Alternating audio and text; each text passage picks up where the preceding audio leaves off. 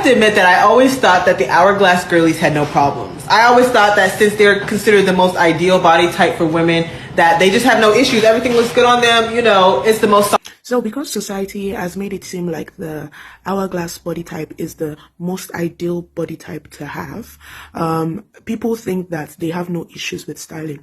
And many times this is actually not the case, because clothes can easily look too boxy or too body hugging on them, especially if that is not the silhouette that they're going for. And I actually very much believe that there are outfits that have an ideal body type. Ideal in the sense that that body type or those body types need not do much to give the silhouette that the ensemble is pointing towards, while other body types will need to make necessary adjustments to achieve that kind of look. Let's give an example. So to achieve a business, professional, corporate look, that is, you want the clean lines, you want the crispiness, you want the cleanness of the typical, corporate business look. It is hard to achieve that when you have dramatic hips, and we're talking about body types like the pear and the hourglass, while body types like the apple, the inverted triangle, the rectangle do not really have an issue achieving that kind of body, that kind of silhouette, because they are able to achieve that clean line, those clean lines easier with the gaiters, with the pleats, with the cleanness and all of that.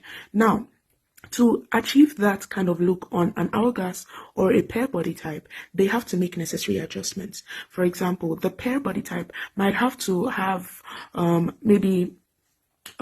might have to have more shoulder padding to give that typical silhouette on their blazer, and an hourglass might have to cinch in the waist of the suit, of the blazer more, or have it cropped, because they could easily look boxy with that look.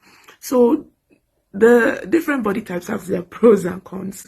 The person whose body type you're envious of is looking at someone else's body type and wishing they had that.